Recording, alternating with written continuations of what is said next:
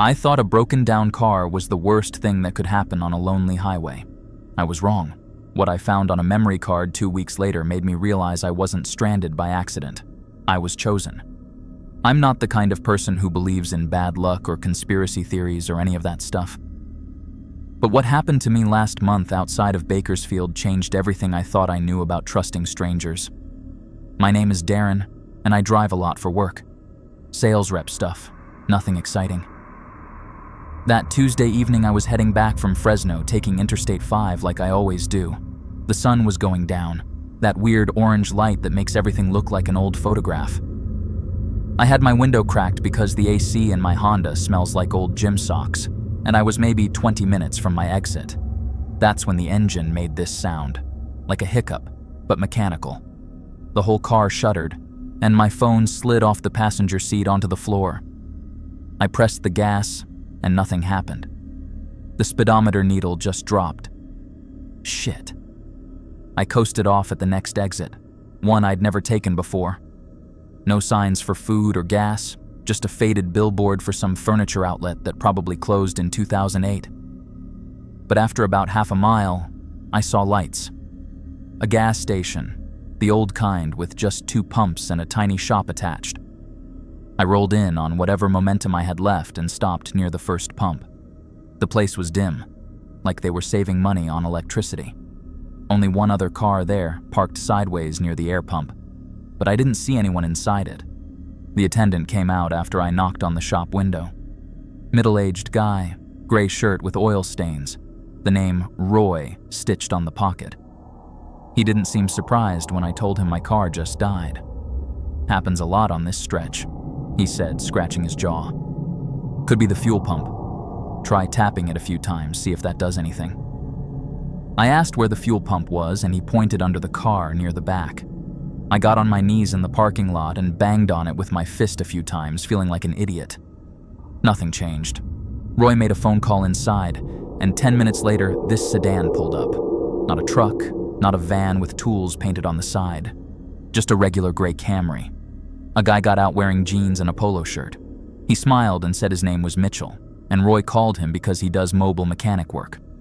But here's the thing. He didn't have a toolbox, just a flashlight. Mitchell got down and crawled under my car. I stood there, arms crossed, watching his legs stick out. He was under there for maybe 5 minutes, not making any noise, not doing anything I could hear. Then he slid back out and brushed off his pants. "Your fuel line's been tampered with," he said. Real casual, like he was telling me I had a flat tire. I stared at him. Tampered with? What does that mean? Means someone messed with it, loosened a connection. I can tighten it up for you, no big deal. $60, cash only. I didn't have $60 in cash, but I wasn't about to argue. I told him I'd hit an ATM and come back. He said he'd wait. While he was working, I went inside to use the bathroom. That's when I noticed someone else. A woman, maybe in her 40s, walking around the parking lot. She wasn't pumping gas or going into the shop, just walking. Slow circles, and she kept stopping to look at license plates. She had a receipt in her hand and she'd write something down, then move to the next car. I thought that was weird, but people do weird things. Maybe she was bored. When I got back to my car, I reached into the back seat to grab my phone charger. I always leave it plugged into the port behind the passenger seat, but it wasn't there. I checked under the seat between the cushions. Gone. Then I opened the glove box to see if I'd put it there by accident. I hadn't, but shoved behind my car manual was something else. A small, clear memory card. The kind you use in cameras. I'd never seen it before. Mitchell finished whatever he was doing and said I was good to go. I paid him, and the car started fine. I drove home, and the whole time I kept looking in my rearview mirror, checking if anyone was following me. No one was, but I couldn't shake the feeling. When I got home, I remembered the memory card. I dug it out of my pocket and put it into my laptop. There were video files, dashcam footage looked like, nighttime recordings from inside a car.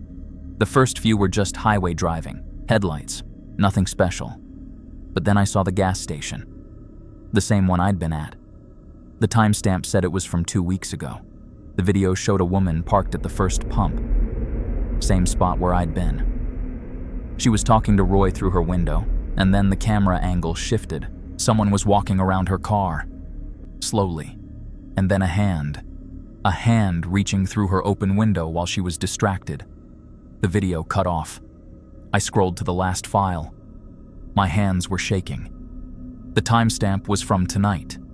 The footage showed my car, my license plate, filmed from across the parking lot from an angle that meant someone had been standing there the whole time, watching, timing it, recording it. That's when I understood. The breakdowns weren't accidents. They were setups. Roy, Mitchell, that woman with the receipt. They were working together, learning who stopped there, following routines, picking targets. And they'd picked me. I pulled the memory card out and threw it in a drawer. I haven't driven that route since. I don't know what they wanted or what happened to that woman in the video, but I think about it every time I get in my car now. Because somewhere out there, they're still doing it, still choosing people, and I got lucky.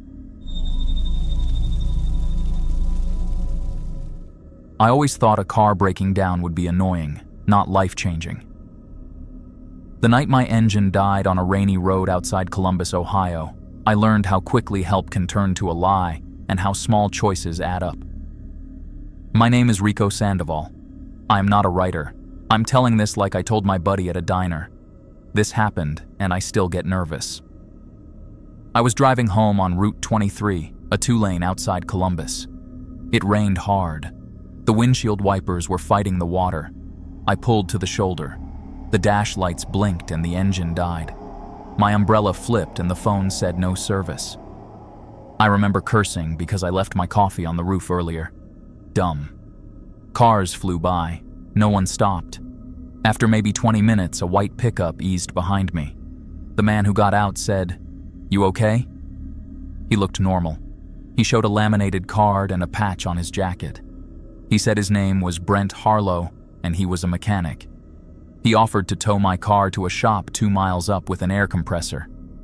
I wanted to be warm. That was my bad choice. I let him hook my car to his flatbed. Instead of taking the highway, he turned down a dark gravel lane. No street lights, just a single porch light at the end. My chest tightened, but I kept thinking, shortcut, not danger. The place looked wrong. 3 cars sat outside with their windows smashed. Glass glittered in puddles. Personal stuff was missing. A child's backpack lay on a hood. Brent chuckled and said, "People around here forget to lock things." He smiled like it was a joke. Inside the garage smelled like diesel and old coffee. 2 other men were there. They asked where I lived, when I left Columbus, who to call. Normal questions. Their calm made me more worried. My phone buzzed and got 1 bar, then messages poured in. Alerts about break-ins, posts about a white pickup seen along the highway, and a note that plates had been reported stolen. I read it and felt like I'd been handed a scorecard. They had things from other people. Under a tarp, I saw wallets, IDs, a laptop bag, a few credit cards. They flipped through them like they were sorting lost mail. One guy picked up my license and smiled. The smile felt like a blade. I tried to stay calm. I told them I wanted to call the police. Brent said the signal was weird in the lot and to step outside if I wanted bars. When I stepped out, my phone filled with warnings. Someone posted a map with the stretch flagged. Comments said a white pickup had been following cars earlier. I realized then I had been watched. Brent probably saw me pull over. He waited. He picked me because I looked helpless. That thought made my legs numb. They moved slow and confident. One of them opened his trunk, and there were stacks of IDs fanned like cards. A small safe sat with a padlock. There was a photo with the face torn off. I thought about calling them names or running. My brain gave me tiny memories. My cat's floorboard creak at home, my boots squeaking when I walked to the kitchen. Useless normal things. Fear makes you human and stupid. I tried bargaining. I begged a bit. They pretended to sort through my stuff and then told me they'd drop me on the highway. They put me back in my car and left. No sirens, no one followed. I sat there in the rain and realized everything I kept in the car was gone. Wallet, jacket, spare keys. The license plate was swapped. My keys didn't work the next morning. My bank card was used a couple of towns away before dawn. The police took reports. They said this had happened along that stretch before. Stolen plates, fake mechanics, people who collected IDs. They asked for Brent's name. I gave it. He had a laminated card, but plates like that get reused. They told me to monitor accounts and change my license. I did. Months of calls and hold music and frozen accounts followed. Sometimes I wonder why they let me go. Maybe they wanted me to tell the story. Maybe they didn't want the trouble of a body. Maybe they liked that I left with my head full of details. I don't know.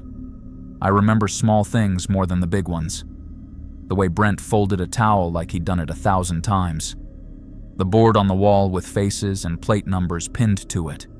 A kid's drawing stuck behind a photo. The way glass under the tires clicked when I pulled away.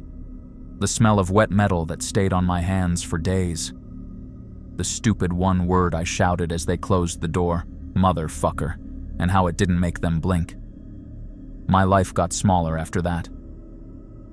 I don't take Route 23 at night anymore. I lock the car differently. I carry a little light and a phone charger in my pocket. I check my stuff every time I stop. I felt humiliated for a while, like I should have known better. Friends said I was lucky. Officers said I survived what they call a pattern. I still have a list of the things I carry now. I check it twice. I tell people this in a plain way. I say, be kind if someone breaks down, but be careful. If a stranger offers help, watch how he moves and what he does with his hands. Trust the thin feeling in your gut. Sometimes the world hands you help that is actually a trap. That night on Route 23 taught me how fast a normal night can turn into something that unravels you. I keep thinking about the photos on that board and the people who might still be looking for what was taken. I keep hoping someone finds their Not again.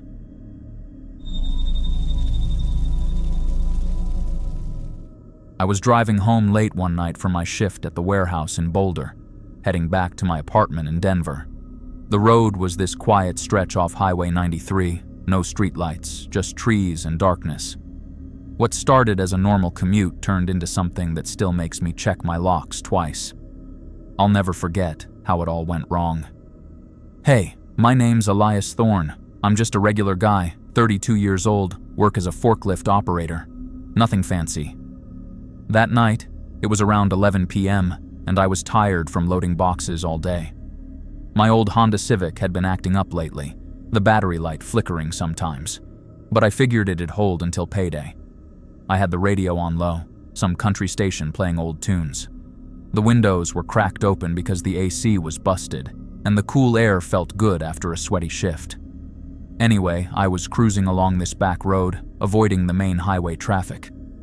It's faster sometimes, you know? Less trucks. Then, out of nowhere, I felt a thump, like I hit something soft. The car jerked, the engine stuttered, and then it just died. Complete silence. No warning, no smoke. I pulled over to the shoulder, gravel crunching under the tires. My heart was pounding a bit, but I told myself it was probably a pothole or a branch. I grabbed my phone, crappy signal, 1 bar, and stepped out. The air was chilly, smelled like pine and damp earth. I walked back maybe 20 feet, shining my phone flashlight on the road. There was nothing big, no animal carcass or anything. But then I saw it. A patch of torn cloth caught on a bush, grayish, like from a shirt, and a smear of mud on the asphalt, fresh. I knelt down and looked under the bumper. Scratches, deep ones like claws had scraped at it. Weird, right? I thought maybe a deer or something, but no blood. Just those marks. I stood up, feeling a little uneasy.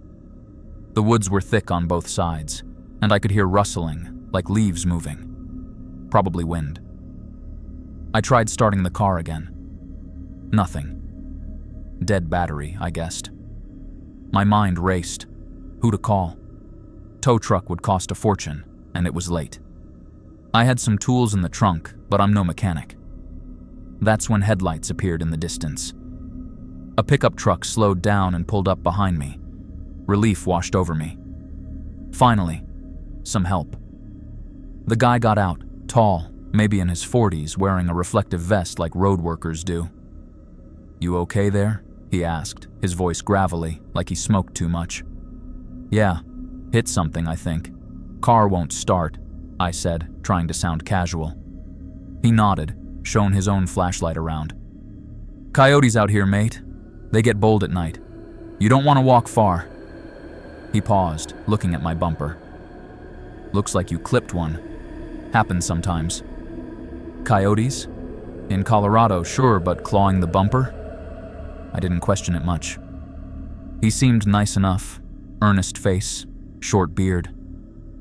"I'll call a ranger for you," he said.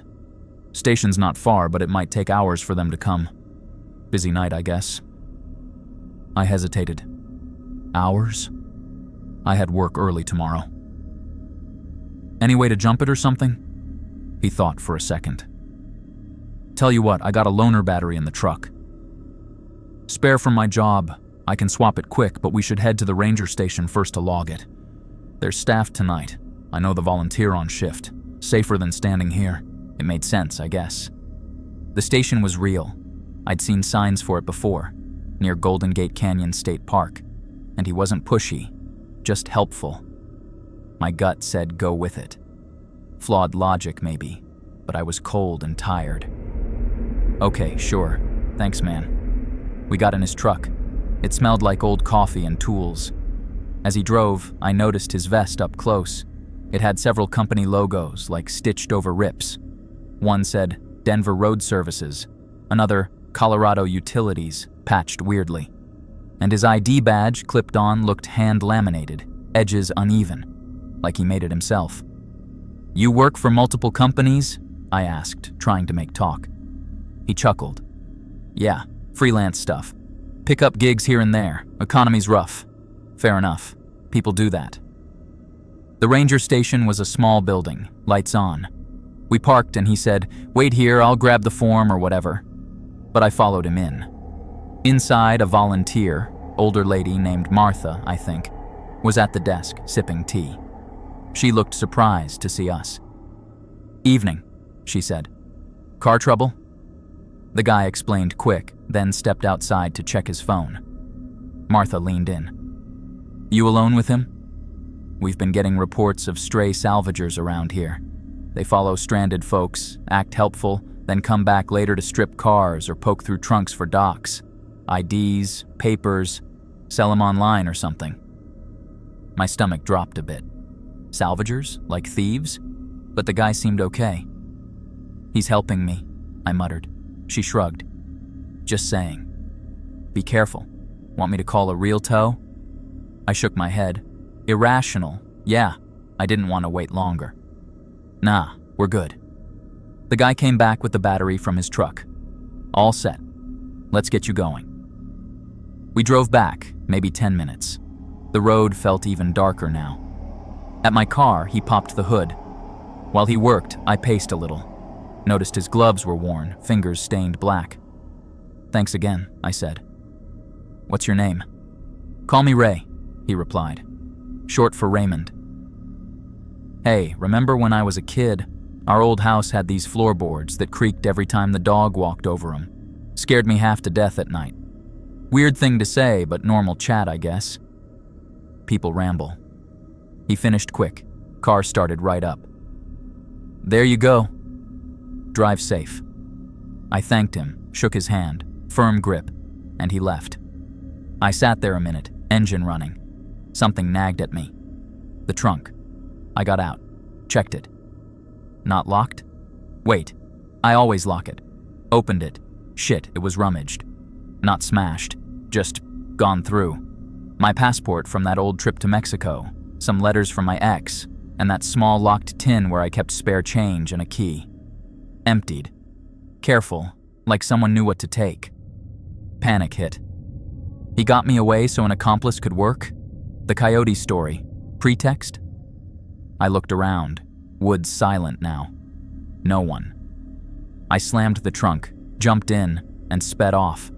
At home in Denver, I bolted the door, called the cops next day, but they said without proof, hard to do much. Could be kids, the officer said. Weeks passed. I got a new battery, changed locks. Then one afternoon, a package at my door. No return address. Inside, a single car battery, used looking, and a note. Thanks for the easy night. That's it. I stared at it. My routine, his business plan. They followed me home? I don't know. Still check my rear view more.